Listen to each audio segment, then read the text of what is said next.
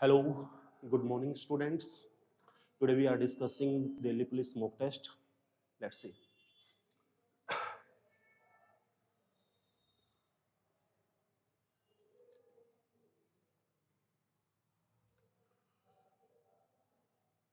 The first question is निम्नलिखित में से किस आयोग के लिए भारतीय संविधान में कोई प्रावधान नहीं किया गया है? तो देखिए, चुनाव आयोग, वित्त आयोग, योजना आयोग या संघ लोक सेवा आयोग। तो इसका राइट आंसर हो जाएगा प्लानिंग कमीशन, योजना आयोग इज द राइट आंसर। योजना आयोग जो है हमारा, क्या हुआ था 1950 15 मार्च 1950 में योजना आयोग की स्थापना की गई। और योजना आयोग की जो स्थापना की गई थी वो केसी नियोगी रिकमेंडेशंस के आधार पर 15 मार्च 1950 को योजना आयोग की क्या की गई, स्थापना की गई, जो कि एक एक्स्ट्रा कॉन्स्टिट्यूशनल बॉडी है, संविधानेत्र बॉडी है। योजना आयोग का जो मुख्य काम होता था उससे भारत में पंचवर्षीय योजनाओं को लागू करना था, और पंचवर्षीय योजनाएं अभी तक बनी हैं 12।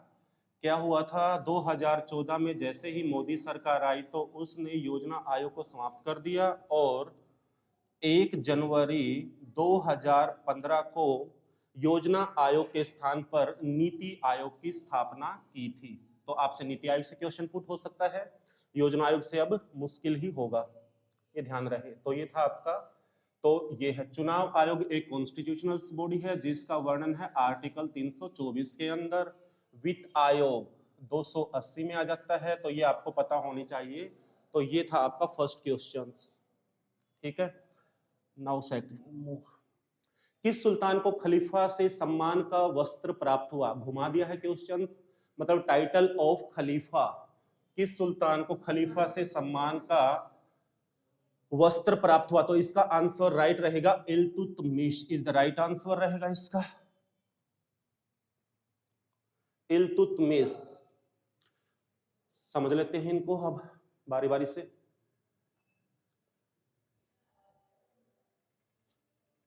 इल्तुतमिश, देखिए दिल्ली जो डायनेस्टी थी उसकी शुरुआत होती है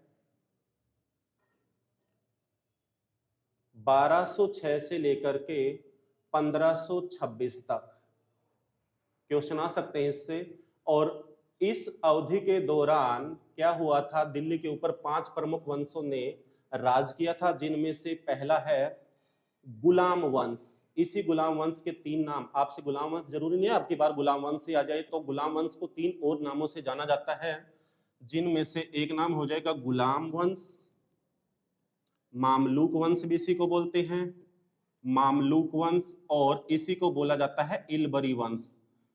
इलबरी एक तुर्क जाति थी, हालांकि इलबरी का सिर्फ इल्तुतमिश ही हुआ, इसलिए जो इतिहासकार है ना वो इस मामलुक को ही ज्यादा परफेक्ट मानते हैं।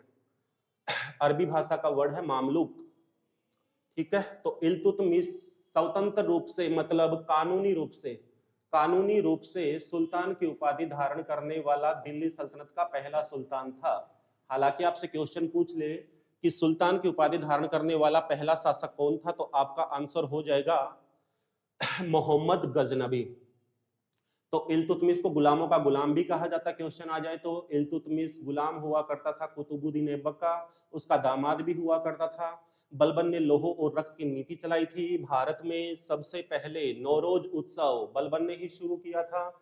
कुतुबुद्दीन ऐबक के बारे में आपको मालूम ही होगा, कुतुबुद्दीन ऐबक जो था मोहम्मद गोरी का वो गुलाम हुआ करता था।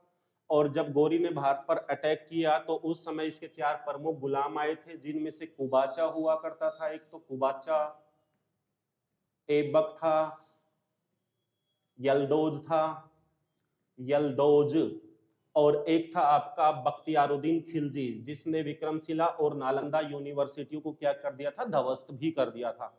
तो ये सारी बातें आपको पता होनी चाहिए इससे रिलेटेड, कुतुबुद्दीन ऐबक से। और आपको बेसिक्स पता ही है, जैसे कुतुब मीनार का निर्माण कार्य शुरू किसने करवाया था, ऐबक ने, हालांकि इसको पूरा करवाया था इसके गुलाम और दामाद इल्तुतमिश ने। तो ये सारी बातें आपको पता होनी चाहिए।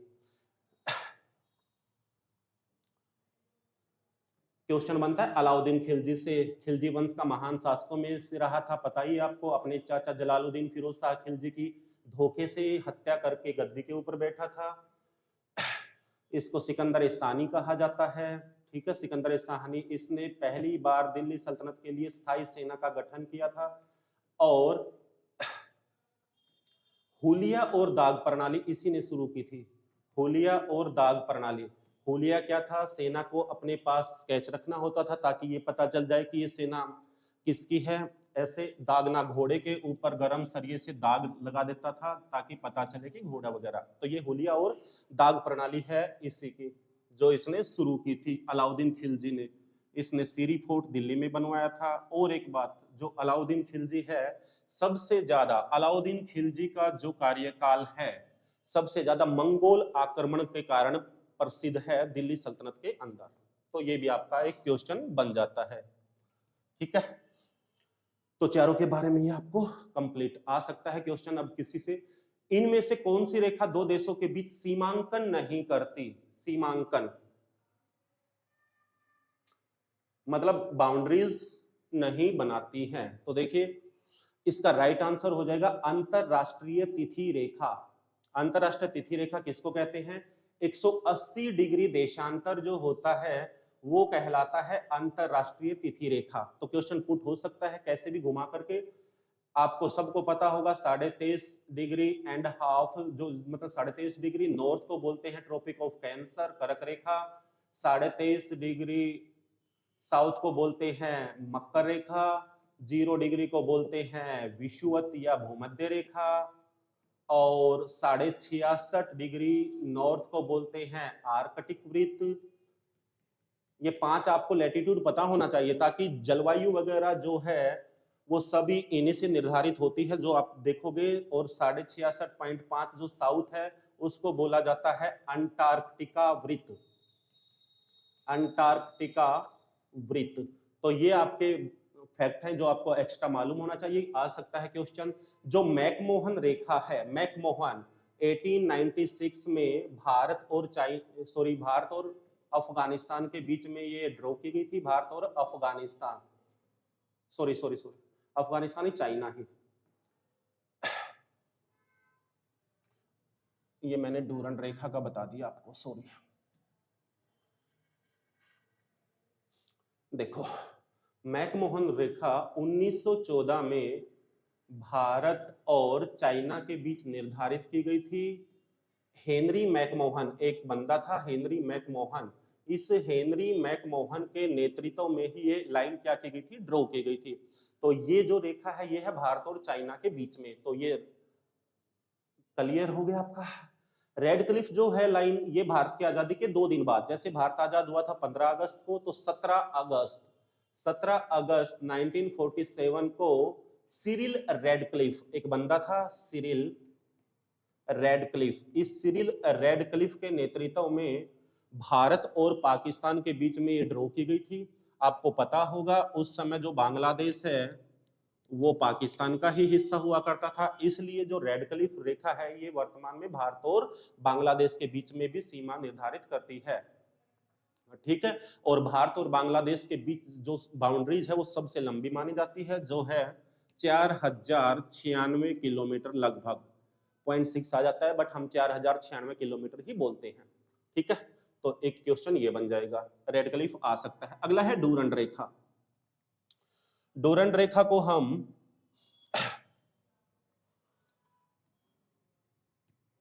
1896 में डूरंड रेखा को निर्धारित किया गया था भारत और अफगानिस्तान के मध्य में। तो भारत और अफगानिस्तान के मध्य इसको निर्धारित किया गया था डूरंड रेखा को 106 किलोमीटर। हालांकि कई बुक्स लेट में आपको 86 किलोमीटर मिल जाएगी। डाटा है अप्रोक्सीमेट, जो इसके नजदीक होगा उसी को हम काउंट करेंगे, उसी के ऊपर हम टिक का निशान लगा देंगे। ठीक है, तो डूरंड रेखा है भारत और अफगानिस्तान के बीच में। यही डूरंड रेखा पाकिस्तान और अफगानिस्तान के मध्य में भी मानी जाती है। तो भारत का सबसे छोटा बॉर्डर आपसे पूछ ले तो डूरंड रेखा रहेगा, सबसे लंबा पूछ ले तो भारत का बांग्लादेश के साथ है, जिसको हम बोलते हैं रेड क्लिफ लाइन। तो इसका आंसर हो जाएगा राइट। निम्न में से कौन सी रेखा दो देशों के बीच सीमांकन रेखा नहीं है?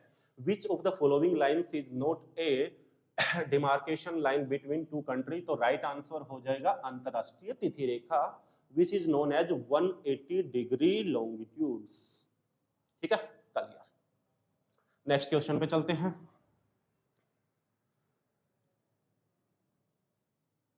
निम्नलिखित में से कौन सी भाषा भारतीय संविधान की 8वीं अनुसूची में निर्दिष्ट नहीं है? Which of the following language is not as specified in the 8th schedule of the Indian constitutions? चलिए इसको देख लेते हैं। देखिए, उर्दू, अंग्रेजी, सिंधी और संस्कृत, तो इसका राइट आंसर हो जाएगा अंग्रेजी। ये भारतीय संविधान में 8 शेड्यूल्स में नहीं दे रखी है, ध्यान रहे। भारतीय संविधान जो लागू हुआ था, भारतीय संविधान, देखो कैसे भी क्वेश्चन आ सकता है, किसी प्रकार से भी अगली बार जैसे कुछ पूछ सकते हैं, तो आपको बेसिक्स तो पता होनी ही चाहिए। सबको पता होगा 26 नवंबर 1949 को संविधान हमारा बनकर के रेडी हो गया था। तो आंशिक रूप से मतलब इसके जो 15 आर्टिकल्स हैं, वो 15 के 15 आर्टिकल किस तारीख से ही लागू कर दिए गए थे? 26 नवंबर 1949 से। पूर्ण रूप से संविधान आपको पता ही है सबको, 26 जनवरी 1950 को लागू हुआ था। 26 जनवरी भारतीय इतिहास में एक ऐतिहासिक तारीख मानी जाती है, क्योंकि 26 जैन 1930 को भारतीय कांग्रेस के द्वारा भारत का पहला स्वाधीनता दिवस मनाया गया था। आपको पता होगा, यदि मैं इसको हिस्ट्री से कनेक्ट करूं, तो 1929 में लाहौर अधिवेशन, जिसकी अध्यक्षता पंडित जवाहरलाल नेहरू ने की थी, और इसी अधिवेशन में अनाउंस हुआ था कि भारत का जो है आजादी दिवस पहला जो बनाया जाएगा वो 1930 को सेलिब्रेट होगा। यही रीजन है 1930 में कांग्रेस ने अपना कोई भी अधिवेशन नहीं किया था। तो ठीक है, तो इतिहास में ये ऐतिहासिक तारीख है, इसीलिए 26 जनवरी 1950 को भारत का संविधान लागू होता है। ठीक है, तो जब भारत का संविधान लागू होता है उस समय भारत के कॉन्स्टिट्यूशंस में कुल कितनी भाषाएं थी? 14 भाषाएं थी जिनको मान्यता थी। वर्तमान में आपसे पूछ ले तो 22 लैंग्वेज हैं जो भारतीय संविधान के अंदर हैं। तो अब देख लेते हैं क्या क्या है ये सारी। देखो, संविधान में 21वां अमेंडमेंट किया गया था 1967 के अंदर। इस 1967 के अंतर्गत 21वें कॉन्स्टिट्यूशनल अमेंडमेंट के द्वारा क्या किया गया? सिंधी, ये वाली सिंधी भारत की 15वीं लैंग्वेज घोषित कर दी गई थी। 14 ऑलरेडी थी जब कॉन्स्टिट्यूशन लागू हुआ, तो 15वीं बनी आपकी सिंधी। ठीक है, संस्कृत ऑलरेडी पहले थी। सिंधी के बाद आपकी और भी लैंग्वेजेस बने, जिनमें 1992 में आ जाएंगी कोंकणी, मणिपुरी और नेपाली, और 2003 में आ जाएंगी डोगरी, बोडो, मैथिली और संथाली। ये 92वां अमेंडमेंट किया गया था, उसके द्वारा अनाउंस हुई थी। और जो कोंकणी, मणिपुरी और नेपाली हैं, ये अमेंडमेंट किया गया था 72 का। ठीक है, तो ये लैंग्वेज है। तो वर्तमान देखो 14 पहले थी, 15वीं सिंधी बनी, 16, 17, 18, 19, 20, 21 और 22। ठीक है, बोडो जनजाति आपकी क्वेश्चन आ सकता है। बोडो जो जनजाति है वो असम राज्य में मिलती है, बोडो। ठीक है, डोगरी जम्मू एंड कश्मीर में है, संथाली झारखंड, मैथिली बिहार के साइड बोली जाती है। तो ये क्वेश्चन आपको आई होप क्लियर हो गया होगा। तो कॉन्स्टिट्यूशनल्स में आपको पता होगा। और भी देखिए क्वेश्चन किस प्रकार से आ सकता है। संविधान में देखो, जब भारत का संविधान लागू हुआ तो उस समय कुल कितनी अनुसूचियां हुआ करती थी? 8, और वर्तमान में ये बढ़कर हो चुकी हैं कितनी? 12। ठीक है, तो ये आपको पता होना चाहिए। नेक्स्ट क्वेश्चन पे आ जाते हैं। निम्नलिखित में से कौन सी हो गया, भारत के किस राज्य का क्षेत्रफल एवं जनसंख्या की दृष्टि से समान रैंकिंग स्थान है? Which state of India has the same ranking position in term of area and the populations? तो देख लेते हैं इसका।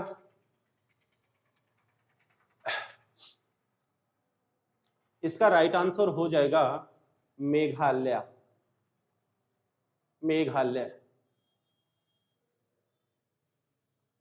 मेघालय पूर्वोत्तर भारत का एक राज्य है जो सेवन सिस्टर में काउंट होता है, पता होगा आपको। मेघालय की राजधानी है शिलोंग। शिलोंग का पठार यहीं पर है। शिलोंग का पठार जो प्रायद्वीपीय पठार का ही एक हिस्सा है, प्रायद्वीपीय पठार का ही एक हिस्सा है जो मालदा गैप से अलग हुआ है। मालदा गैप आपको पता होगा, मालदा गैप क्या है। तो ये हमारा जो इंडिया है, तो ये जो है ये मालदा गैप माना जाता है, पूर्वोत्तर भारत में ये पड़ता है मेघालय। मेघालय का ये पठार है, इसी पठार के ऊपर 3 पहाड़ियां हैं। वो 3 पहाड़ियां कौन कौन सी हैं देख लीजिए, गारो, खासी और जैंतिया। तो आपसे डायरेक्शन वाइज पूछ ले, सबसे वेस्ट में कौन सी है, सबसे ईस्ट में कौन सी है, मिड में कौन सी है, तो आपको पता होना चाहिए ये सारी बातें। तो गारो, खासी और जैंतिया। जो खासी है, 2 फैक्ट क्वेश्चन बनते हैं। चेरापूंजी आपको मालूम ही होगा, आ सकता है क्वेश्चन। चेरापूंजी और मासिनराम, ये दोनों के दोनों यदि आपसे पूछ ले, चेरापूंजी और मासिनराम दोनों के दोनों क्या है, मेघालय के पठार पर स्थित है तीनों पहाड़ियां। और इनमें से खासी पहाड़ी पर लोकेटेड है चेरापूंजी और मासिनराम, जहां पर मासिनराम में दुनिया में सर्वाधिक बारिश भी रिकॉर्ड की गई है। ठीक है, ये क्वेश्चन आपको पता होना चाहिए। एक और इससे रिलेटेड क्वेश्चन क्या आ सकता है, ये गारो, खासी और जैंतिया ये तीनों की तीनों ट्राइब्स भी हैं, कहाँ की, मेघालय की, जो आपको मालूम होना चाहिए। मेघालय की ट्राइब्स हैं तीनों की तीनों। ठीक है, तो भारत के किस राज्य का, क्वेश्चन पे आ रहे हैं हम, भारत किस राज्य का क्षेत्रफल एवं जनसंख्या की दृष्टि से समान रैंकिंग है, तो आपको टिक लगाना है मेघालय के ऊपर, जो कि है 22वीं rank, 22 rank in India, equal है लगभग लगभग। नागालैंड आपको पता होगा, भारत का 16वां राज्य बना था नागालैंड 1963 के अंदर।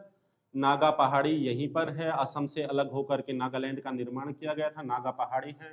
ठीक है, गुजरात आपको पता ही होगा, भारत का सबसे लंबी तटीय सीमा वाला राज्य है गुजरात, लगभग अप्रोक्सीमेट 1600 किलोमीटर गुजरात की कोस्ट लाइन है। ठीक है,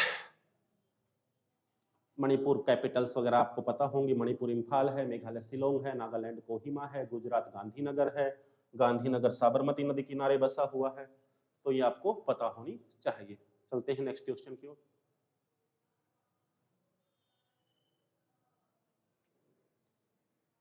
भारत का कौन सा राज्य जहाज तोड़ने उद्योग में अग्रणी है, इंपॉर्टेंट क्वेश्चन है। देखो मैंने अभी अभी बताया, वहीं से भी आप कर सकते हो। भारत की कोस्ट लाइन सबसे ज्यादा किस राज्य की है, आपको पता होगा, जहाज कोस्ट लाइन समुद्र में व्यापार हेतु यूज होती हैं। तो गुजरात में एक जगह है अलंग, भावनगर के पास अलंग, यहां पर जहाज तोड़ने का कार्य अग्रणी रूप से किया जाता है। तो इसका राइट आंसर हो जाएगा गुजरात में। गुजरात में आप लोकेशन पूछ ले तो अलंग रहेगा। ठीक है, तमिलनाडु में कोरोमंडल तट है, कोरोमंडल, जहां पर 3 बेसिक मतलब 3 पोर्ट हैं, पूर्वी तट पर पड़ता है गुजरात, सॉरी तमिलनाडु आपका। ये तमिलनाडु में 3 बेसिक पोर्ट हैं, जब से सबसे पहला है तुतीकोरन, आ सकता है question, Tuticorin, Chennai, and the third one is Ennore. अब एग्जामिनर क्या कर सकता है, इनको दूसरे नाम से भी पुकार सकता है, मतलब क्वेश्चन पुट कर सकता है। तुतीकोरन का नया नाम हो चुका है पीओ चिदम्बरम नार, पीओ चिदम्बरम नार इसका नया नाम है। चेन्नई आपको पता होगा भारत का सबसे ओल्डेस्ट पोर्ट ऑफ इंडिया है, सबसे प्राचीन बंदरगाह है चेन्नई। और एनोर का नया नाम हो चुका है के कामराज। के कामराज, के कामराज कांग्रेस के अध्यक्ष भी रह चुके हैं, कांग्रेस पार्टी के कद्दावर नेता हुआ करते थे के कामराज, उसी के नाम पर है एनोर पोर्ट। तो ठीक है, महाराष्ट्र में 2 पोर्ट पड़ते हैं, एक है नहावा शेवा, इसी नहावा सेवा का नया नाम हो चुका है जवाहरलाल नेहरू बंदरगाह, जवाहरलाल नेहरू बंदरगाह, जो भारत का कंटेनर युक्त, कंटेनर जो बड़े बड़े लोहे के बॉक्सेज होते हैं कंटेनर, उनको बोला जाता है कंटेनर युक्त बंदरगाह माना जाता है नहावा सेवा। और फर्स्ट आप सबको पता ही होगा मुंबई, जो गेटवे ऑफ इंडिया भी माना जाता है।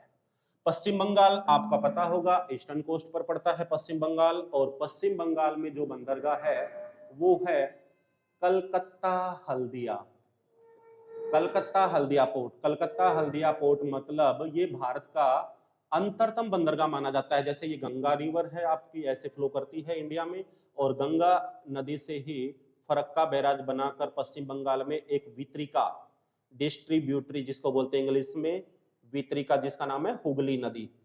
हुगली नदी, हुगली नदी जो पश्चिम बंगाल से बहती है, इसी हुगली नदी पर यहाँ अंदर की ओर एक शहर है जिसका नाम है कलकत्ता, और कलकत्ता से कुछ ही दूरी पर है हल्दिया।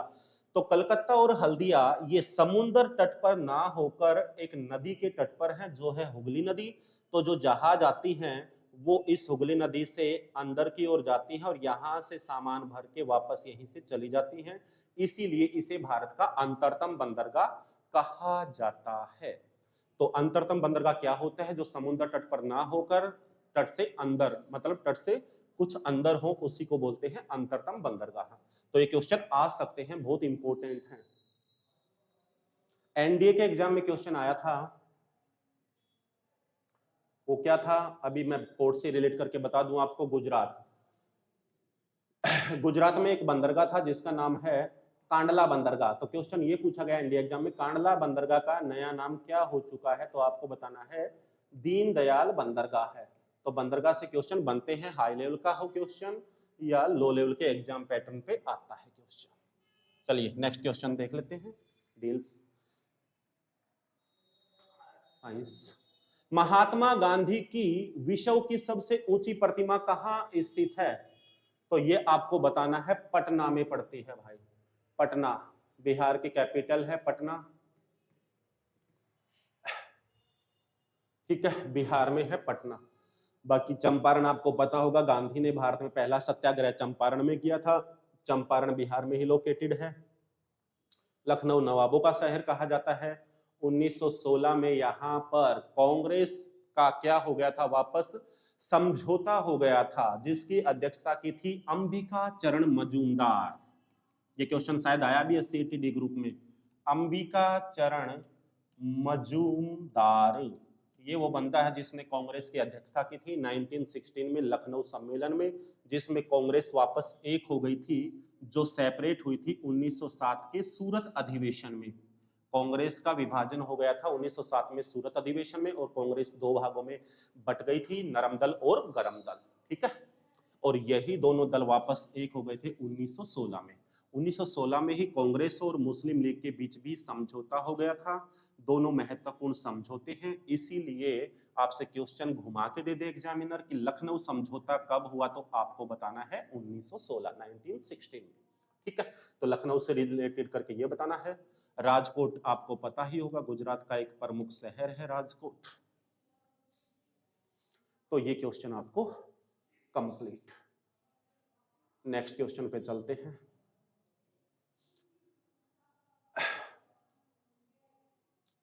कलिंग के विरुद्ध अशोक के अभियान के बारे में जानकारी का मुख्य स्रोत निम्न में से कौन सा माना जाता है? स्तंभ अनुच्छेद 7, महावंश, दिव्यदान, शिलालेख 13।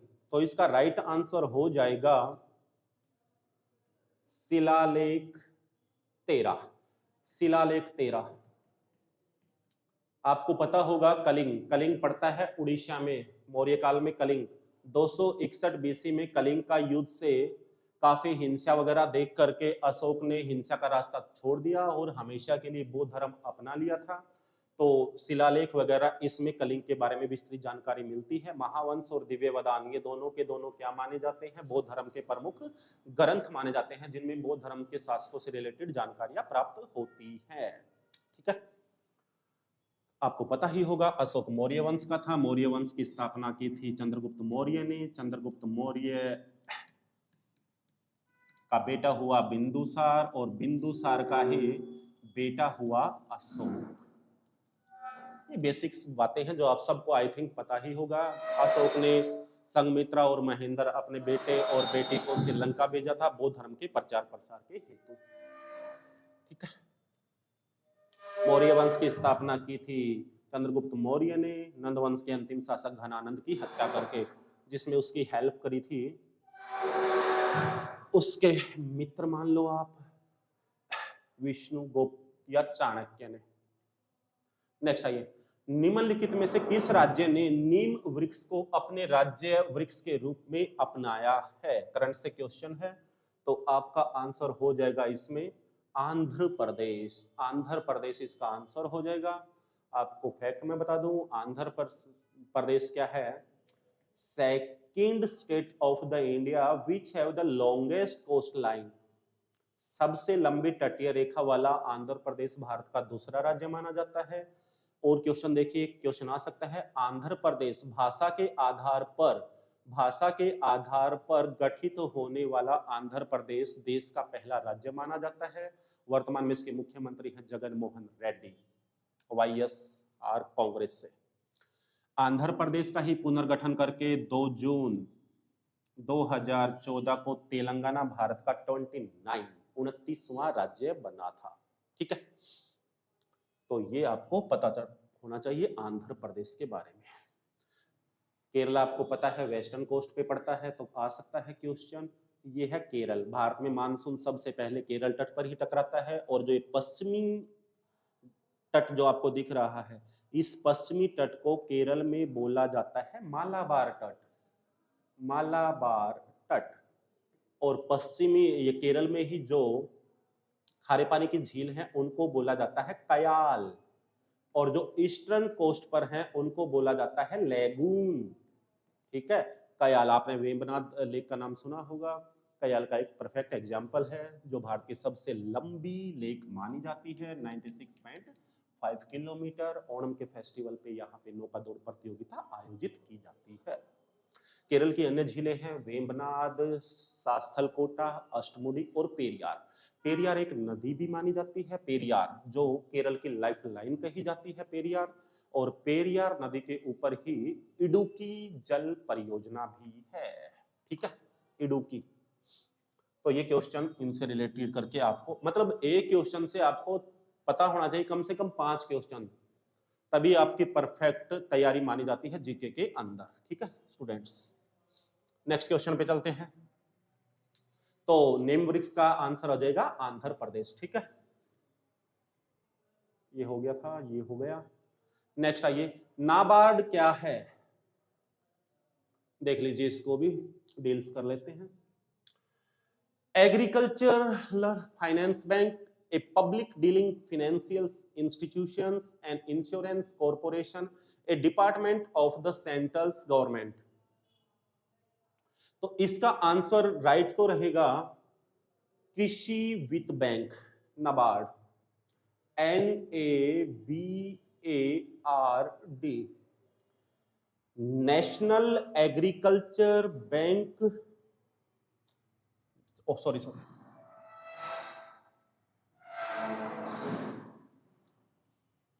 NABARD। देखो, नेशनल, बी से bank, national bank of agriculture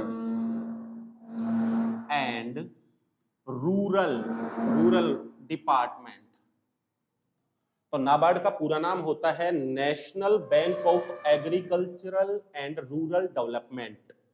इसकी स्थापना की गई थी 1982 में by the recommendation of the Sivaraman committee. Sivaraman समिति की सिफारिश के आधार पर नाबार्ड बैंक की स्थापना की गई थी, जो भारत में कृषि और ग्रामीण विकास के लिए वित्त पोषित एक बैंक माना जाता है। तो इसका राइट आंसर हो जाएगा एग्रीकल्चरल फाइनेंस बैंक। ठीक है, नेक्स्ट डील कर लेते हैं। तो आपसे SBI पूछ सकता है, भारत का सबसे बड़ा कमर्शियल बैंक माना जाता है, 1955 में स्थापना। PNB बैंक की स्थापना 1894 में। भारत का सबसे पहला पूर्ण, जिसमें संपूर्ण भारतीय पूंजी लगी हो ना, तो वो बैंक आपसे पूछ ले भारत का पहला, तो PNB, जिसकी स्थापना की थी लाला लाजपत राय। ये वही लाला लाजपत राय जिनकी साइमन कमीशन का विरोध करते हुए 1928 में लाहौर में लाठियों के प्रहार से देहांत हो गया था।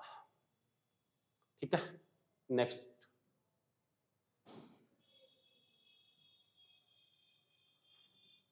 लोकसभा अध्यक्ष की नियुक्ति कौन करता है? क्वेश्चन बहुत इंपॉर्टेंट है। और मोस्टली बच्चे गलत करके आते हैं। लोकसभा अध्यक्ष की नियुक्ति देखिए कौन करता है, तो इसका राइट आंसर हो जाएगा सत्तारूढ़ दल के नेता। होता क्या है समझ लीजिए, जो भी पार्टी, जैसे नेक्स्ट इलेक्शन होंगे आम चुनाव 2024 में, बहुमत के लिए लगभग 273 का आंकड़ा चाहिए होता है। 543 रहेंगे अगली लोकसभा से।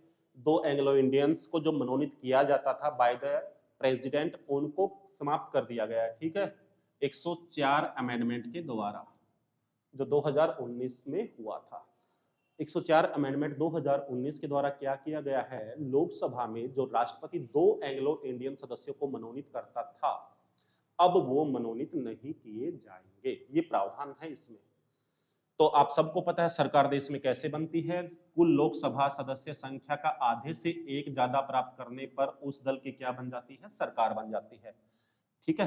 तो फिर उस पार्टी की क्या होती है, संसदीय दल की या सभी एमपीज के आपस में सलाह मशविरा करके बैठक होती है, और उस बैठक में किसी एक व्यक्ति को लोकसभा का सदस्य चुन लिया जाता है, ठीक है।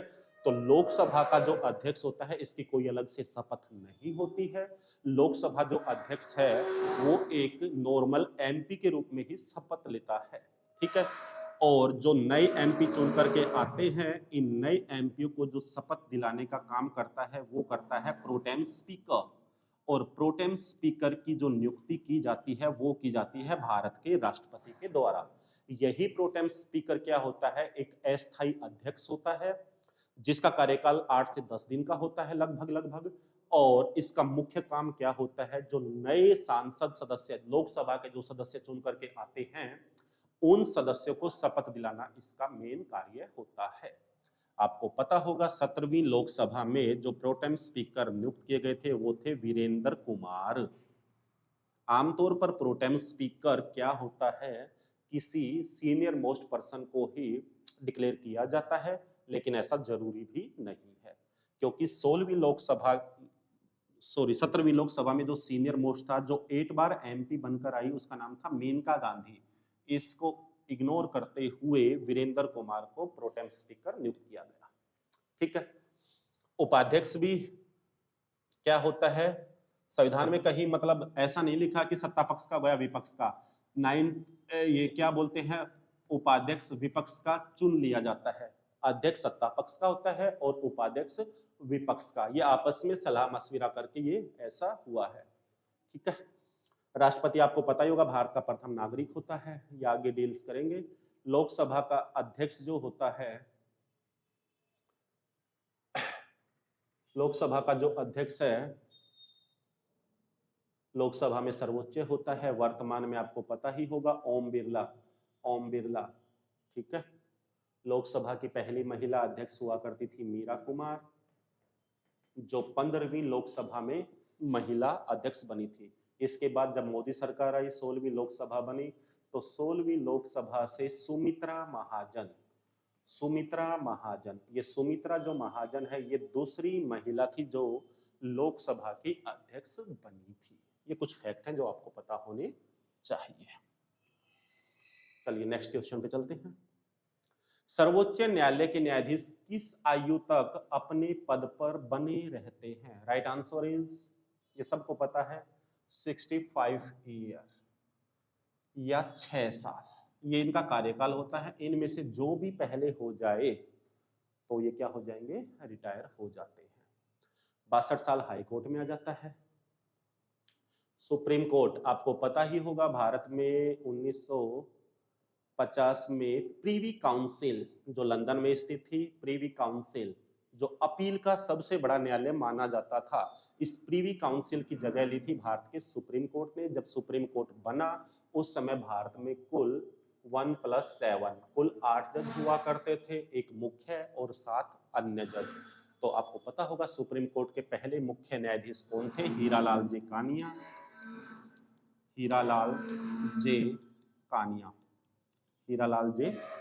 और वर्तमान में भारत के मुख्य न्यायाधीश या सुप्रीम कोर्ट के मुख्य न्यायाधीश हैं वो हैं DY चंद्रचूड़, धनंजय यशवंत चंद्रचूड़। ये 50वें CJI हैं भारत के। सीजीआई को शपथ दिलाता है भारत का राष्ट्रपति। ठीक है, चंद्रचूड़ के जो फादर साहब हैं वो भी भारत के मुख्य न्यायाधीश या सुप्रीम कोर्ट के मुख्य न्यायाधीश रह चुके हैं, तो ये आपको पता होनी चाहिए। फातिमा बीबी जो सुप्रीम कोर्ट की पहली महिला न्यायाधीश बनी थी, इसके बारे में ये क्वेश्चन आपको पता होना चाहिए। निम्नलिखित में से किसकी अध्यक्षता एक गैर सदस्य के द्वारा की जाती है? निम्नलिखित में से किसकी अध्यक्षता एक गैर सदस्य के द्वारा की जाती है? समझ में आ गया question? Which of the following is presided और बाय नॉन मेंबर्स। देखो, लोकसभा अध्यक्ष की जो नियुक्ति, पहले तो मैं इसका आंसर आपको राइट बता दूं, वो हो जाएगा राज्यसभा। ठीक है, Rajya Sabha is the right answer. आपको पता होगा राज्यसभा का जो पदेन सभापति होता है वो होता है भारत का उपराष्ट्रपति। अब ये पदेन क्या होता है? पदेन का अर्थ होता है पद की हैसियत से। अब पद क्या है? उपराष्ट्रपति। तो इस पद की हैसियत से ही राज्यसभा का जो सभापति होता है वो होता है भारत का उपराष्ट्रपति, और उपराष्ट्रपति राज्यसभा का सदस्य नहीं होता है। क्लियर? लोकसभा का जो अध्यक्ष होता है वो लोकसभा का क्या रहता है? मेंबर भी रहेगा। ठीक है, विधानसभा का जो अध्यक्ष रहेगा वो विधानसभा का मेंबर भी रहेगा, और विधान परिषद का जो सदस्य रहता है वो विधान परिषद का भी सदस्य रहेगा। तो इसका राइट आंसर हो जाएगा राज्यसभा। आपसे पूछ ले क्वेश्चन, वर्तमान में राज्यसभा के सभापति कौन है, तो आपको पता होना चाहिए धनखड़ जी हैं हमारे, क्या नाम है, ओपी धनखड़, ऐसा कुछ नाम है। ठीक है, माइंड से बिल्कुल ही स्लिप हो गया है। ठीक है, राज्यसभा उच्च सदन है, लोकसभा लोअर हाउस है। दोनों की स्थापना 1952 में हुई थी। ये 5 साल, आमतौर पर 5 साल का इसका कार्यकाल होता है। ठीक है, ये चलती रहती है कंटिन्यू, 5 साल इसका भी होता है। हालांकि समय से पहले भी ये भंग हो सकती है, वो आगे चलेगी। ये किसी भी राज्य में उच्च सदन माना जाता है विधानसभा का। ओम प्रकाश धनखड़, ऐसा। ठीक है, भारत का प्रथम वायसराय कौन था? Who is the first viceroy of India? Right answer इसका हो जाएगा लॉर्ड कैनिंग। पहले तो टिक इसके ऊपर लगाना है आपको, ध्यान रहे ये बात, लॉर्ड कैनिंग। अब मयोरिपन लिटन, क्वेश्चन कैसे भी आ सकता है, तो देख लीजिए क्या डील्स कर लेते हैं। 1858 एक एक्ट पारित हुआ था जिसको बोला जाता है, सेकंड नाम इसका the act for the better government in India.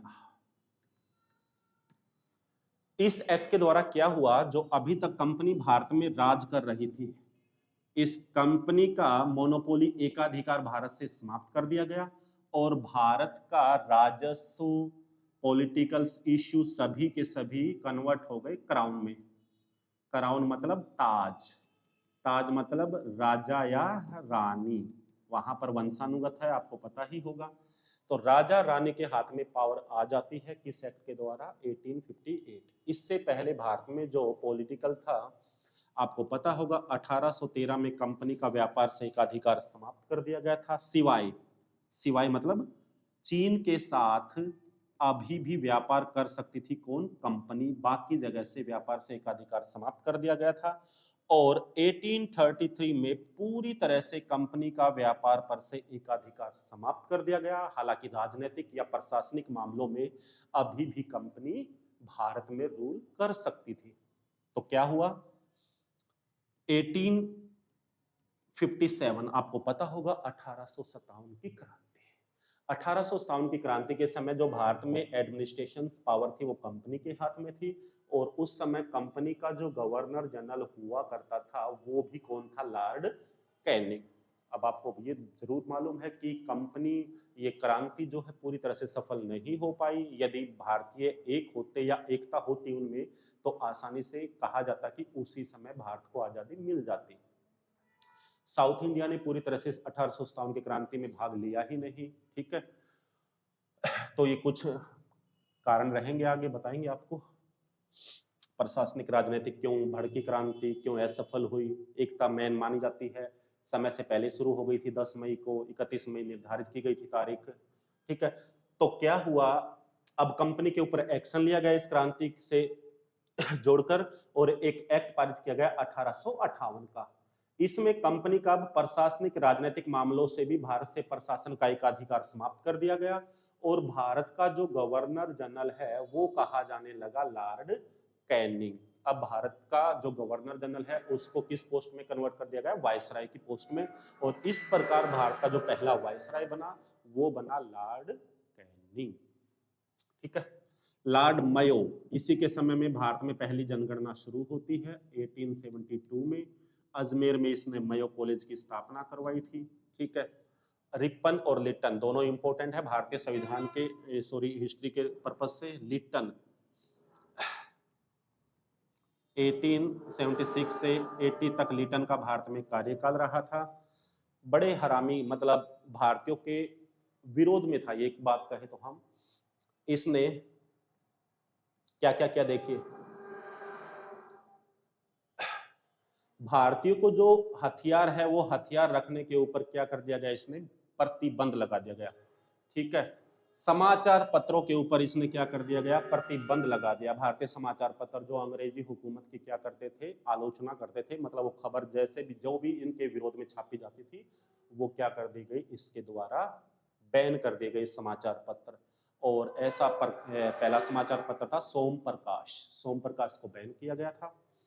ठीक है, तो ये सारी बातें। लिटन, लिटन भारत के लिए अच्छा नहीं माना जाता शॉर्ट फॉर्म में बोले तो हम।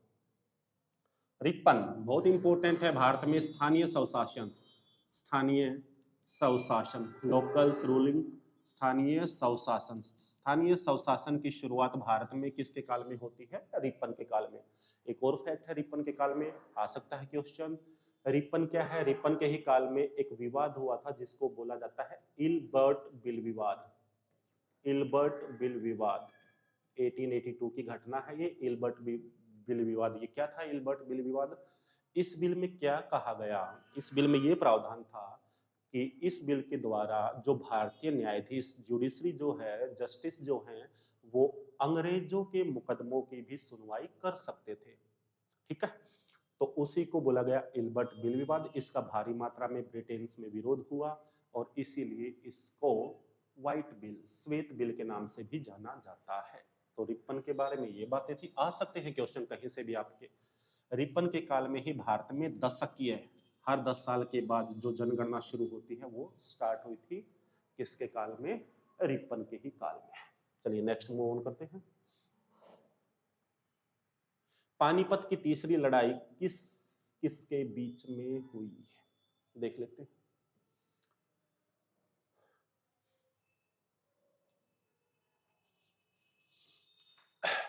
पानीपत की जो तीसरी लड़ाई हुई थी वो हुई थी इनके बीच में 1761 में। 1761 में पानीपत का तीसरा युद्ध हुआ था। सॉरी सॉरी सॉरी,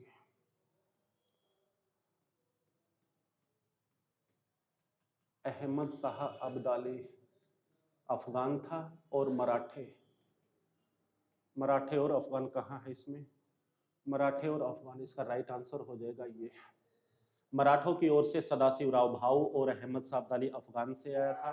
ठीक है, इनके बीच में हुई थी पानीपत की तीसरी लड़ाई और इसमें मराठे पूरी तरह से पराजित हुए थे। ठीक है, पानीपत का पहला युद्ध आपको पता ही होगा 1526 में और दूसरा पता होगा 1556 में। ये हुआ था किस किस के बीच में, सबको पता है, इब्राहिम लोदी और बाबर के बीच में। बाबर इसमें जीत जाता है और इस जीत के बाद भारत में मुगल वंश की स्थापना होती है। 1556 सॉरी, अकबर, अकबर का उस समय संरक्षक हुआ करता था बैरम खां और हेमू, हेमू के बीच में हुई थी ये लड़ाई और इसमें इनकी जीत हुई थी और अकबर का यहाँ पर राज्याभिषेक होता है 1556 में। तो ये बेसिक्स क्वेश्चन है, इनमें थोड़ा कंफ्यूज हो जाता है क्योंकि सेम नाम दे रखे हैं ना, तो देखना पड़ता है। ठीक है, नेक्स्ट क्वेश्चन देख लेते हैं।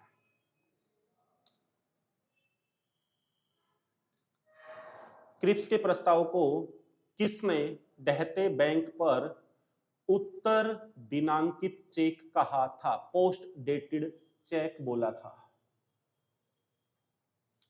तो आंसर इसका रहेगा महात्मा गांधी। क्रिप्स मिशन 1942 में भारत में आता है और इसने ये कहा था, उस समय दूसरा विश्व युद्ध चला हुआ था 39 से 45 के बीच में, कि जैसे ही युद्ध समाप्त होगा हम भारत के संवैधानिक सुधारों हेतु भारत में मतलब संवैधानिक सुधारों को लागू करेंगे। तो ये था। एनी बेसेंट क्या है? 1917 में कांग्रेस की अध्यक्ष बनने वाली पहली महिला मानी जाती है एनी बेसेंट। एनी बेसेंट को बसंती देवी की उपाधि भी महात्मा गांधी के द्वारा ही दी गई थी, बसंती देवी। ठीक है। 1916 में एनी बेसेंट ने भारत में होम रूल लीग आंदोलन की भी शुरुआत की थी।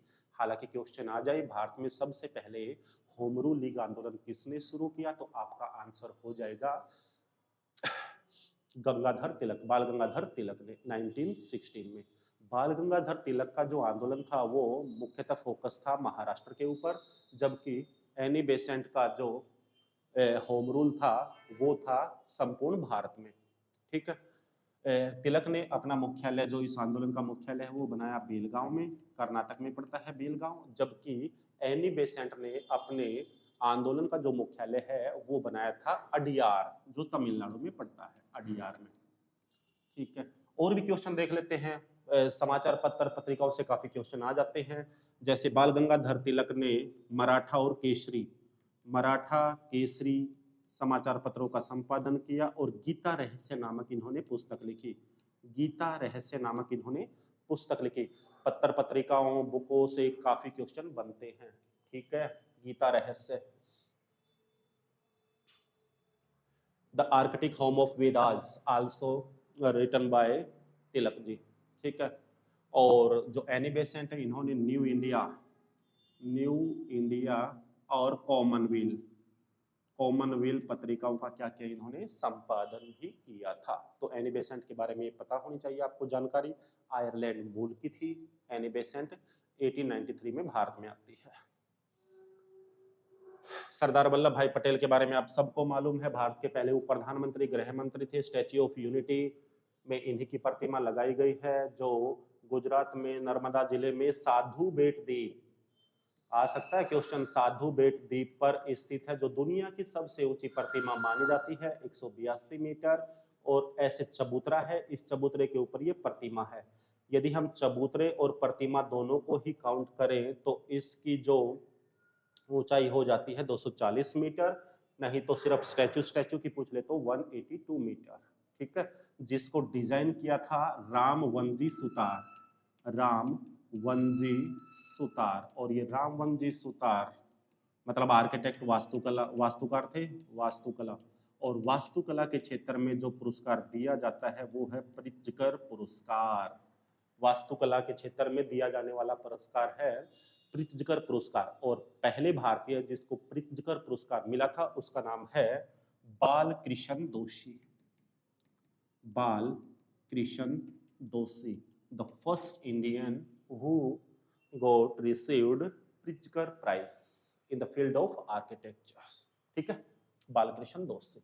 तो ये कुछ क्वेश्चन है गांधी के बारे में, तो आपको लगभग पता भी होगा। इसके आंदोलन वगैरह, चंपारण, ठीक है, खेड़ा, अहमदाबाद मजदूर मिल हड़ताल, असहयोग आंदोलन, नमक यात्रा, दांडी यात्रा, ठीक है, सेकंड गोलमेज सम्मेलन में पार्टिसिपेट किया था, भारत छोड़ो आंदोलन। तो ये सारे आगे इसका एक अलग ही टॉपिक रहेगा आपका। ठीक है। नेक्स्ट क्वेश्चन पे चलते हैं। झांसी रियासत को भारत में ब्रिटिश साम्राज्य का हिस्सा बना दिया गया कब? मतलब the princely state of Jhansi was made a part of the British empire in India. मतलब क्या है क्वेश्चन, मतलब झांसी को ब्रिटिश भारत का ब्रिटिश साम्राज्य में मिला लिया गया किस के द्वारा, किस घटना के द्वारा? तो चलिए क्वेश्चन देख लेते हैं। राज्य अपहरण नीति के द्वारा, सहायकता की नीति के द्वारा, रानी लक्ष्मीबाई के खिलाफ युद्ध के माध्यम से, इनमें से कोई नहीं। तो इसका आंसर आ जाएगा, क्वेश्चन देखो घुमा के दे रखा है, जो आपने पढ़ रखा है बुकों में, थोड़ा सा यदि आप देखोगे तो इसका राइट आंसर आएगा ये वाला, डॉक्ट्रिन्स ऑफ लेप्स। इंग्लिश में बोलते हैं इसको हड़प की नीति, इसी को बोल देंगे हम हड़प।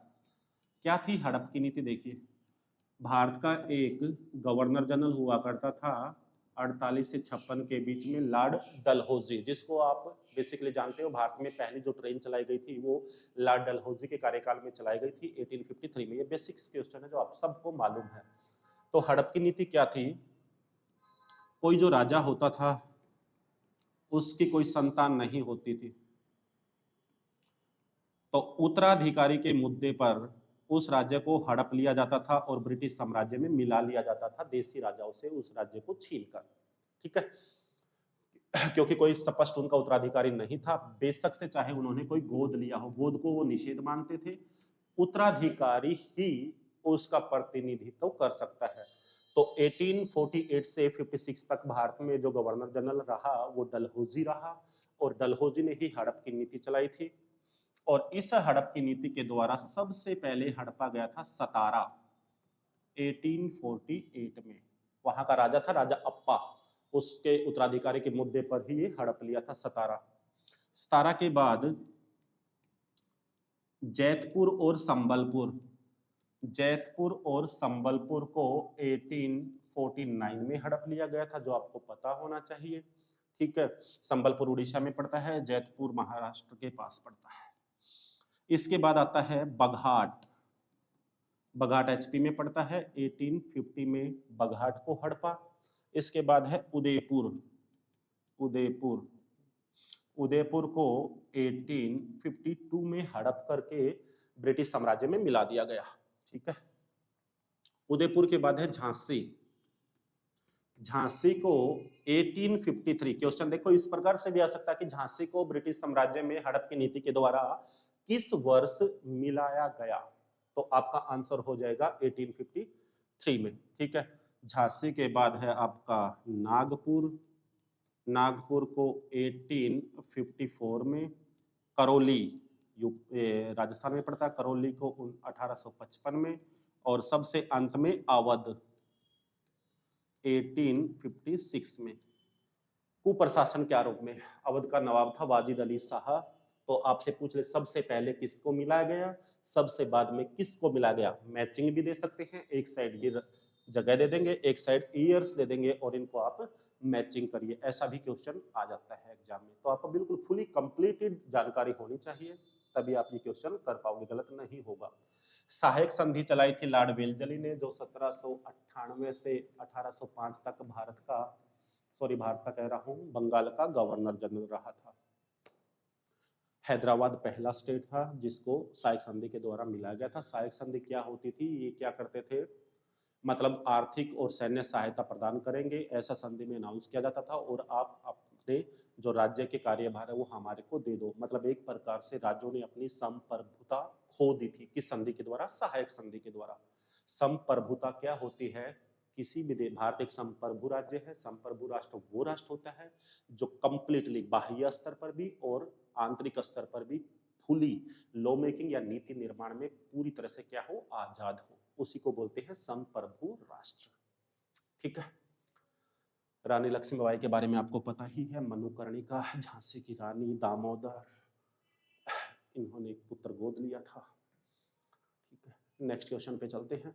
महात्मा गांधी ने अपनी दांडी यात्रा कहां से शुरू की, तो देख लीजिए आंसर इसका हो जाएगा कहां से शुरू की। साबरमती आश्रम से तो शुरू करेगा,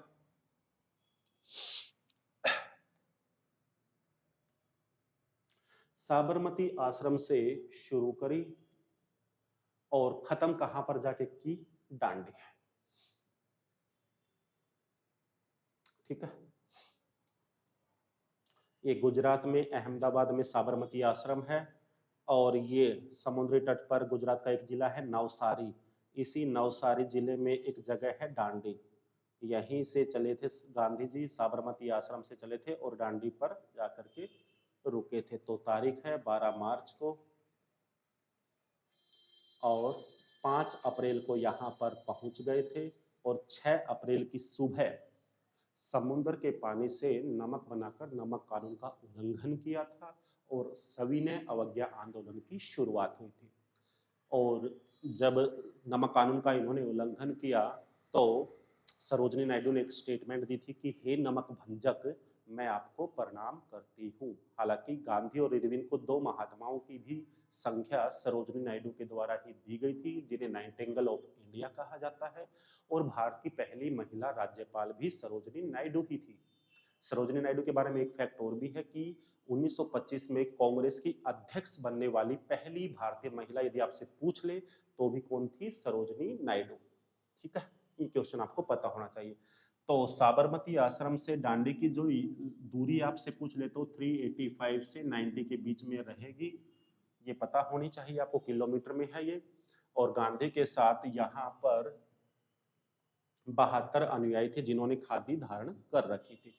ठीक है, आगे देखो, पोरबंदर आपको पता ही है, तटीय जगह है गुजरात में ही। अहमदाबाद, जिसको महाभारत का मैनचेस्टर कहा जाता है, मैनचेस्टर इंग्लैंड का एक शहर है जो सूती कपड़ों के लिए विश्व प्रसिद्ध है। अहमदाबाद के बारे में मैं और बता दूं, अहमदाबाद का नया नाम यदि होगा, बदला जा रहा है, ऐसा कहा जा रहा है कि कर्णावती। अहमदाबाद साबरमती नदी के किनारे स्थित है। ठीक है, साबरमती आश्रम की स्थापना गांधी के द्वारा ही की गई थी जब ये अफ्रीका से भारत वापस लौटे थे 1915 में, साबरमती आश्रम। तो ये कुछ फैक्ट्स हैं, आ सकते हैं क्वेश्चन। मैं बार बार रिपीट कर रहा हूँ कि हर क्वेश्चन से आपको 4-5 क्वेश्चन पता ही होने चाहिए, तभी आपके क्वेश्चन मतलब जीके की रिवाइज या तैयारी अच्छी मानी जाती है। Thank you. चलिए नेक्स्ट चलते हैं, नेक्स्ट क्वेश्चन को डील करते हैं। निम्न में से कौन सा एक नवीकरणीय संसाधन है? तो इसका आंसर हो जाएगा 1। नवीकरणीय साधन वो होते हैं जो कभी समाप्त नहीं होते, मतलब अपक्षय उनका नहीं होता, दोबारा से वो स्रोतों के माध्यम से दोबारा रिन्यू होते रहते हैं। तो वन, पेड़ देखोगे दोबारा से पनपते रहते हैं। जड़ भी, जड़ काट दे तो अलग बात है, अदरवाइज यदि हम ऊपर ऊपर से काटे उनको तो दोबारा से वो फूट पड़ेंगे। तो संसाधन मतलब नवीकरणीय संसाधन है। कोयला एक ना एक दिन आपको पता है खत्म हो जाएगा, काफी करोड़ों सालों लाखों सालों के बाद, प्रोसेस के बाद ये बनता है, आपको पता होगा। कोयला, अवसादी चट्टान, खनिज तेल है, प्राकृतिक गैस है, ये खत्म होने वाले क्या है? सोर्सेज हैं। तो इसका राइट आंसर हो जाएगा 1। भारत में सबसे ज्यादा जो वन है वो आपके हैं मध्य प्रदेश में। ठीक है, 1। भारत में 5 प्रकार की वनस्पति है, ये ज्योग्राफी का सेक्शन है जो आगे आएगा। ओशन ट्रॉपिकल्स एवरग्रीन है, ठीक है, मानसूनी वन है, माउंटेन्स वन है, ये सारे आपको पता होने चाहिए। चौड़ी पत्ती वाले वन वगैरह, ये सारी चीजें आगे आएंगी। निम्नलिखित में से किस राज्य में बाल लिंगानुपात सबसे कम है? तो इसका आंसर हो जाएगा हरियाणा। हरियाणा में सेक्स रेशियो भी कम है पूरे देश के अंदर, और सबसे ज्यादा केरला में, आफ्टर डेथ। ठीक है, केरला। तो इसका सिंपल सा आंसर है लगभग शायद 877 पर 1000। मतलब बाल लिंगानुपात क्या होता है? 0 से 6 साल के बच्चों की संख्या कितनी है पर 1000 पॉपुलेशन के ऊपर, उसी को बोला जाता है लिंगानुपात। ठीक है, नेक्स्ट चलते हैं। बाकी सीएम वगैरह सब, कैपिटल्स, ये सब पता होनी चाहिए आपको, ये बेसिक्स क्वेश्चन है। छत्तीसगढ़ रायपुर कैपिटल है, अभी विधानसभा के इलेक्शन होने हैं, मुख्यमंत्री भूपेश बघेल है, बिहार नीतीश, पंजाब हरियाणा यहाँ पे भगवंत मान है, मनोहर लाल खट्टर है। ठीक है, ये बेसिक्स क्वेश्चन है जो इनकी किसी टीचर की जरूरत नहीं होती, इनके लिए आपको पढ़ना ही पड़ेगा ये बातें। को राष्ट्रीय औषधि शिक्षा एवं अनुसंधान संस्थान कहाँ है? तो इसका अगेन आंसर हो जाएगा अहमदाबाद। अहमदाबाद के बारे में मैंने अभी अभी आपको फैक्ट बताया था। अहमदाबाद को भारत का मैनचेस्टर कहते हैं। ठीक है, उत्तर भारत का मैनचेस्टर कानपुर को, जबकि दक्षिणी भारत का मैनचेस्टर कोयम्बटूर को कहते हैं। कोयम्बटूर में ही केंद्रीय गन्ना प्रजनन केंद्र है, क्वेश्चन आ सकता है, केंद्रीय गन्ना प्रजनन केंद्र, जबकि कानपुर में है चीनी तकनीकी शोध संस्थान। ठीक है,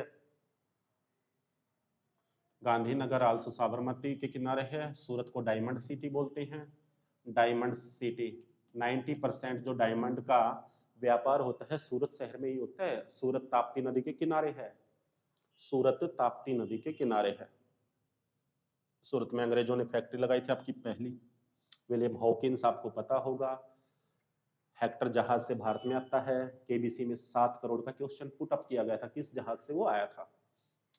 ठीक है, तो क्वेश्चन देखते रहा करो। नारी शक्ति वंदन कानून भारत का संवैधानिक संशोधन कौन सा है? क्वेश्चन बहुत इंपॉर्टेंट है, करंट से डील है।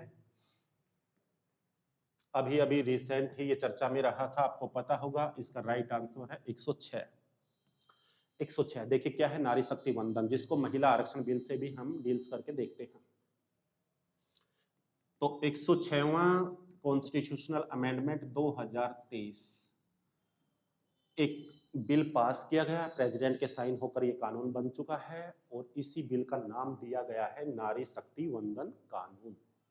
देखो इंट्रोड्यूस होता है 19 सितंबर को भारत में संसद में, लोकसभा में 20 सितंबर को यहाँ से ये लोकसभा से पारित होता है, 21 सितंबर को ये राज्यसभा से पारित होता है और उसके बाद राष्ट्रपति के साइन होने के पश्चात ये क्या बन जाता है, भारत में एक कानून बन जाता है। क्या है नारी शक्ति वंदन, इसके अंतर्गत क्या कहा गया है, इसमें यह बोला गया है कि जो लोकसभा है, विधानसभा है, लोकसभा और विधानसभाओं में जो महिलाओं का प्रतिनिधित्व है वो कितना कर दिया जाएगा, 33% कर दिया जाएगा।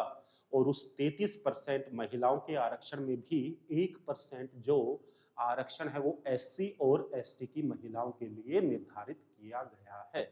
उसी को बोला गया है नारी शक्ति वंदन कानून। जैसे एक एग्जाम्पल से मैं आपको समझाऊं, वर्तमान में लोकसभा में महिला सदस्यों की संख्या कितनी है, 82। लेकिन अगली लोकसभा से जब ये इंट्रोड्यूस हो जाएगा, एप्लीकेबल हो जाएगा, तो इन महिलाओं की संख्या बढ़कर हो जाएगी 181। मतलब इतनी महिलाओं को लोकसभा चुनाव के लिए लड़ने के लिए सीटें दी ही जाएंगी, तभी तो वो बनेंगे। ठीक है, तो 33% आरक्षण मतलब महिलाओं का रहेगा ही रहेगा, इतनी तो आनी ही आनी है। इसी प्रकार विधानसभाओं में आर्टिकल 239 ए क्या बोलता है, जो दिल्ली को नेशनल कैपिटल्स रीजन्स का दर्जा देता है। 239 आर्टिकल ए के द्वारा दिल्ली की विधानसभाओं में भी महिला सदस्यों की संख्या बढ़कर 33% हो जाएगी, लगभग कितनी, 33 के आसपास। वर्तमान में दिल्ली विधानसभा में महिलाओं मतलब टोटल संख्या कितनी है, तो 70 का यदि आप 33% निकालोगे तो लगभग 23 आ जाएगा। तो इन 33% में से 1% रिजर्वेशन किसके लिए रहेगा, एससी और एसटी की महिलाओं के लिए रहेगा। तो अमेंडमेंट नंबर किया गया है 106, इसी को बोला गया है नारी शक्ति वंदन कानून। ठीक है, नेक्स्ट क्वेश्चन पे चलते हैं हम लोग। नवजीवन और हरिजन पत्रिका, सबको पता है हरिजन 1932 में हरिजन शब्द दिया था महात्मा गांधी के द्वारा। तो नवजीवन और हरिजन दोनों ही पत्रिकाएं भारत के किस राजनेता से रिलेटेड है, तो आपका आंसर हो जाएगा Mahatma Gandhi. Mahatma Gandhi is the right answer. Morarji Desai के बारे में आपको पता ही होगा। मोरारजी देसाई 1977 भारत के पहले गैर कांग्रेसी प्रधानमंत्री थे मोरारजी देसाई। मोरारजी देसाई इंदिरा गांधी की सरकार में वित्त मंत्री रहे हैं और सबसे लंबे लगभग 10 बार भारत का बजट पेश किया है इस बंदे ने। तो सबसे ज्यादा बजट पेश करने वाले भारतीय यदि आपसे पूछ ले तो भी कौन है, मोरारजी देसाई। आपको पता होना चाहिए। लगभग 2 साल इनकी सरकार रही 1977 से 79 के बीच में, और इसी अवधि के दौरान इन्होंने दूसरा पिछड़ा आयोग का गठन किया जिसका नाम था मंडल आयोग, जिसको बोला जाता है बीपी मंडल, जिसके अध्यक्ष थे। तो मंडल आयोग ने रिकमेंडेशन की थी पिछड़े वर्ग के लोगों के लिए आरक्षण से संबंधित प्रावधान की। हालांकि पिछड़े वर्ग को आरक्षण देने का प्रावधान वीपी सिंह की सरकार ने किया था, वो आगे है 1989 में।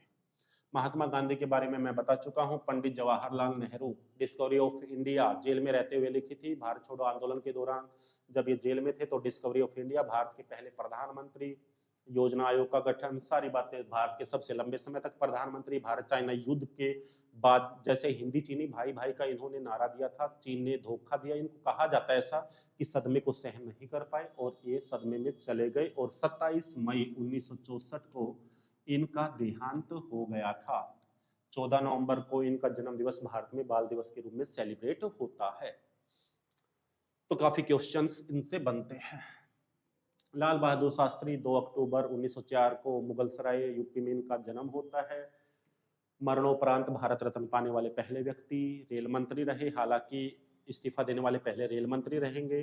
नैतिक तौर पर इन्होंने जिम्मेदारी ली। ताशकंद समझौता 1966 11 जनवरी को ताशकंद के दौरान इनकी डेथ हो गई थी। ताशकंद आपको पता होगा, मध्य एशिया में एक देश है जिसका नाम है उज्बेकिस्तान। उज्बेकिस्तान की राजधानी है ताशकंद। वहीं समझौता हुआ था, ताशकंद समझौता, भारत और पाकिस्तान के मध्य। क्योंकि 1965 में जब युद्ध समाप्त होता है तो समझौते के लिए यूएसएसआर ने इनवाइट किया, सॉरी, ताशकंद में एक समझौता हुआ था और उसी समझौते के दौरान रहस्यमयी परिस्थितियों में, अभी तक हालांकि परफेक्ट पता नहीं चल पाया है, कोई कहता जहर देकर, कोई कांच, तो ये हम रटी रटाई बातें हैं, नहीं मानते हैं इन चीजों को। कोई कहता हार्ड अटैक्स, ठीक है। तो लाल बहादुर शास्त्री से रिलेटेड क्वेश्चंस बनते हैं। भारत के महान प्रधानमंत्री में से एक रहे हैं। हाल ही में किस राज्य में अफसफा को बढ़ा दिया गया है? अफसफा, देखिए इसका राइट आंसर होएगा मणिपुर। क्या होता है अफसफा? अफसफा का पूरा नाम होता है armed forces special protection act.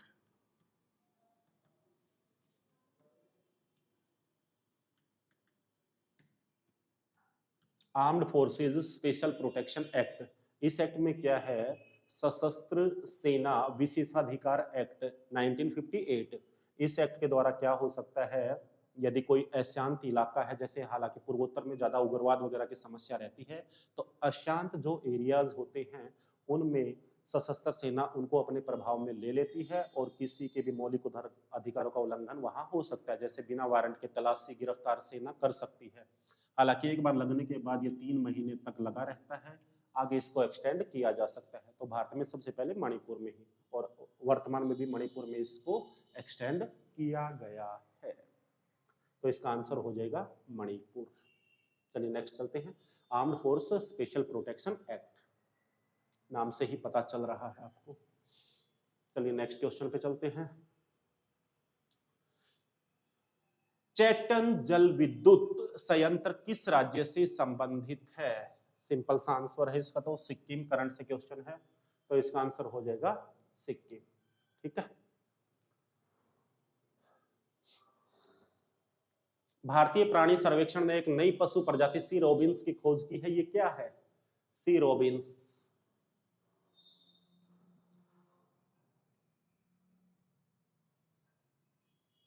देखिए सी रोबिन्स क्या है, मैं आपको बता दूं।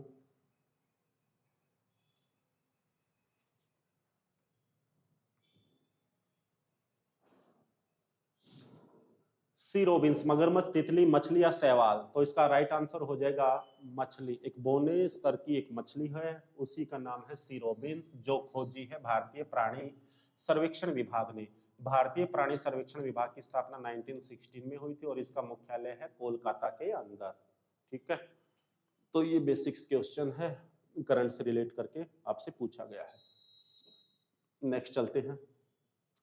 हाल ही में किस राज्य में करम पूजा महोत्सव का आयोजन किया गया? करंट से रिलेट करके है ये भी क्वेश्चन। तो इनका आंसर मेघालय, झारखंड, छत्तीसगढ़ या यूपी। तो इसका राइट आंसर हो जाएगा झारखंड। देखिए प्रमुख, ये क्वेश्चन देखा जाए तो वैसे सही से मतलब हो नहीं पाया है।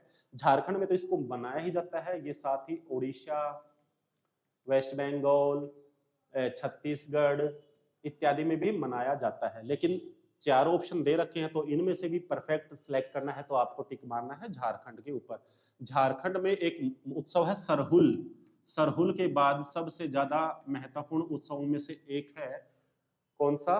करम पूजा, ठीक है। करम पूजा के अंदर बहनें अपने भाइयों की समृद्धि वगैरह, प्रकृति वगैरह की समृद्धि की इसमें पूजा वगैरह की जाती है, मतलब मांग, मतलब मान्यता है ऐसी, ठीक है। तो इसका आंसर हो जाएगा सरहुल, ठीक है। ये इसका आंसर रहेगा। यूनेस्को विश्व धरोहर की सूची में शामिल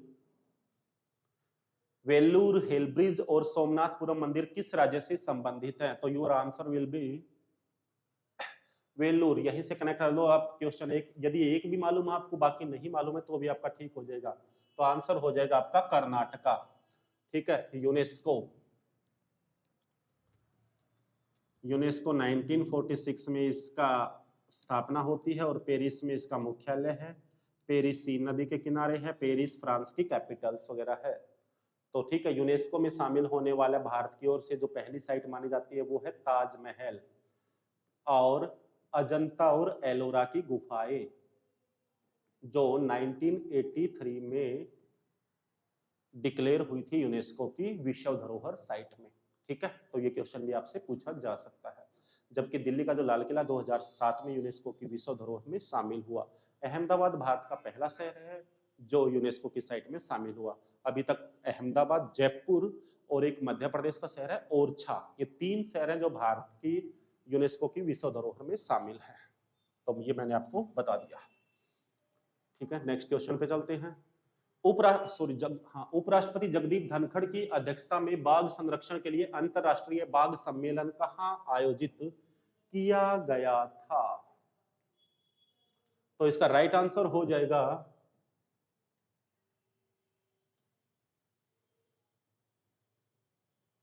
इसका राइट आंसर है Jaipur. Jaipur pink city of India मानी जाती है, मध्य प्रदेश की राजस्थान की कैपिटल मानी जाती है। बाकी तीनों शहर हैं ये भी आपके राजस्थान से ही बिलोंग करते हैं। बाघ संरक्षण, भारत में बाघ संरक्षण के लिए आपको पता होगा 1973 में प्रोजेक्ट टाइगर लॉन्च हुआ था।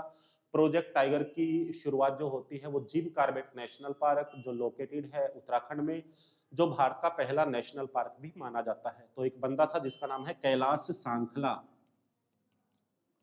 कैलाश सांखला, जिसको टाइगर मैन ऑफ इंडिया भी कहा जाता है। कैलाश सांखला के नेतृत्व में प्रोजेक्ट टाइगर लॉन्च हुआ था और प्रोजेक्ट टाइगर का मेन मोटो क्या था? बाघों की जो है वो संख्या बढ़ाना। 2006 में भारत में पहली बाघ जनगणना हुई थी, जो हर 4 साल के बाद होती है।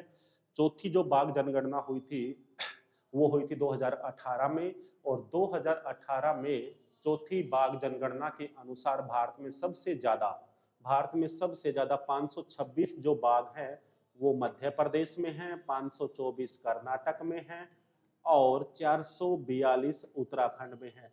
That's the reason Madhya Pradesh also known as the tiger state of India. तो ये भी क्वेश्चन आपसे पूछा जा सकता है।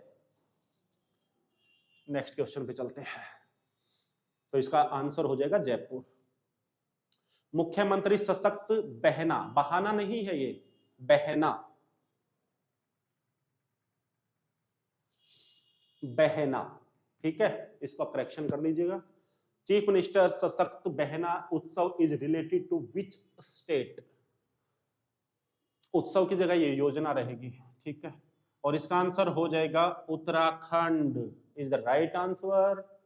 क्या है इस योजना के अंतर्गत? जो महिलाओं के उत्पाद होते हैं उनको मार्केट में लाना, मतलब उनको बेचने में उनकी सहायता प्रदान करना, आर्थिक रूप से उनको सशक्त बनाना महिलाओं का। तो वही योजना है ये मुख्यमंत्री सशक्त बहना योजना, जो लॉन्च की गई है। उत्तराखंड में मुख्यमंत्री हैं यहाँ के पुष्कर सिंह धामी, ठीक है, देवभूमि जिसको कहा जाता है। उत्तराखंड भारत का नया स्टेट बना था 2000 में यूपी से अलग होकर। उस समय इसका नाम हुआ करता था उत्तरांचल, और उत्तरांचल का नया नाम उत्तराखंड कर दिया गया 2006 में। आपके लिए क्वेश्चन है, भारतीय संविधान का कौन सा अनुच्छेद नामों के परिवर्तन से संबंधित है? मतलब 2 या 2 से अधिक राज्यों को मिलाकर एक बड़ा राज्य बनाया जा सकता है। एक बड़े राज्य को डिवाइड करके 2 नए राज्य या 2 से ज्यादा राज्य बनाए जा सकते हैं। सीमा में परिवर्तन किया जा सकता है। तो ये सारे के सारे रिलेटेड है आर्टिकल 3 से, जो भारत की संसद के द्वारा किया जाता है। तो 2000 में 3 राज्य बने थे, उत्तरांचल, झारखंड और छत्तीसगढ़, ठीक है। छत्तीसगढ़ मध्य प्रदेश से अलग होकर के, झारखंड बिहार से अलग होकर के। तो ये क्वेश्चन आपसे पुटअप किया जा सकता है। हाल ही में एम एस स्वामीनाथन का निधन हो गया, उन्हें किस उपनाम से जाना जाता है? बहुत इंपॉर्टेंट क्वेश्चन है। एम एस स्वामीनाथन, पहले तो मैं आपको बता दूं भारत में हरित क्रांति के जनक माने जाते हैं एम एस स्वामीनाथन। हरित क्रांति की शुरुआत 1966 से 67 के मध्य में हुई थी। जो 3 प्रमुख राज्यों में लाभान्वित हुए थे वो 3 राज्य वो कौन कौन से हैं? पंजाब, हरियाणा और पश्चिमी उत्तर प्रदेश। क्या था इस योजना के, इस क्रांति में? इस क्रांति में खाद्यान्न फसलें जो हैं आमतौर पर, मतलब मुख्यतः गेहूं और चावल के ऊपर मेन फोकस किया गया था। उन्नत किस्म की बीजें, रसायन, केमिकल्स का यूज करके ज्यादा से ज्यादा पैदावार बढ़ाना, उसी को बोला जाता है हरित क्रांति। और भारत में इस क्रांति के जनक माने जाते हैं एमएस स्वामीनाथन। अंतरराष्ट्रीय स्तर पर हरित क्रांति के जो जन्मदाता माने जाते हैं वो माने जाते हैं नॉर्मन बोरलॉग। Norman Borlaug.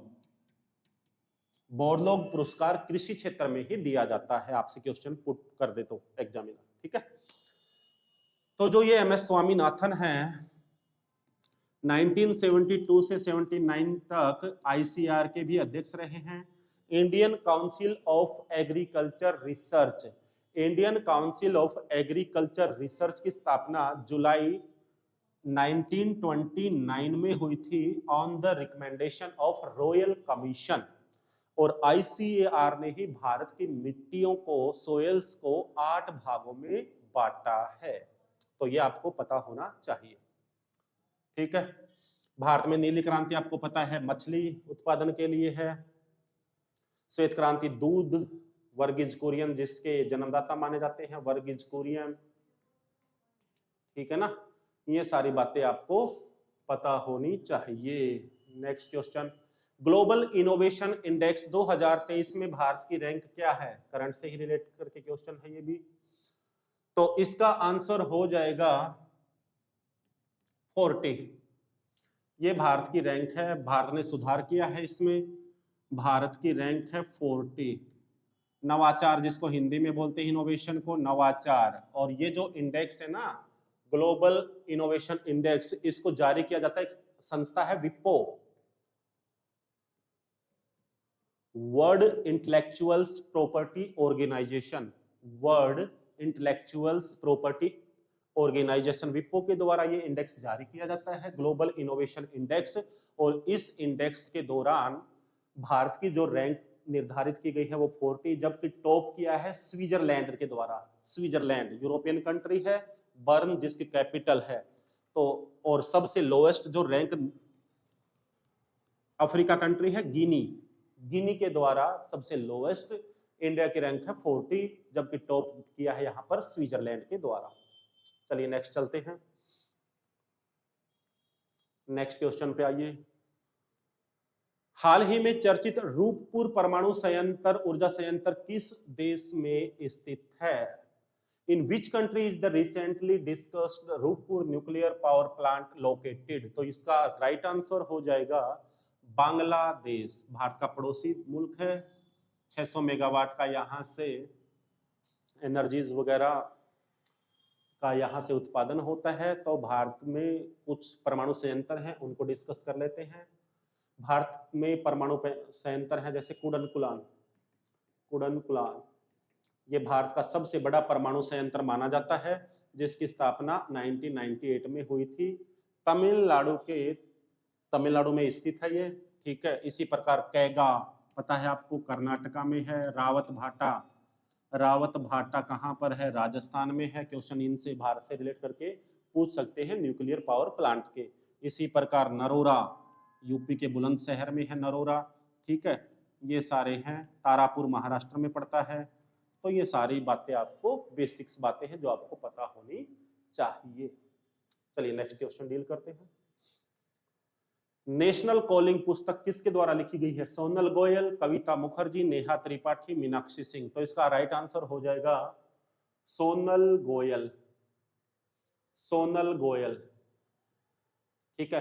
देखो बुक और ऑथर से एक क्वेश्चन मैंने देखा है लगभग हर कंपटीशन एग्जाम में आता ही है। तो आपको करंट से रिलेटेड बुकों की जानकारी होनी चाहिए। आप खुद भी करंट शो देखते रहिए। तो करंट से रिलेटेड बहुत इंपॉर्टेंट ये क्वेश्चन है, बुक एंड ऑथर्स। बाकी जो मिडिवल हिस्ट्री है, एंसेंट है और मॉडर्न है, उसमें काफी बुक्स वगैरह आपको पता होगा पब्लिश हुई थी, उनके राइटर लगभग आपको पता भी होगा, जैसे इंडिका मेगास्थनीज वगैरह। ये सारी बातें आपको पता होनी चाहिए, ठीक है। तो थैंक यू स्टूडेंट्स, ये थी आज की क्लास आपकी। I hope you enjoyed a lot. Thank you.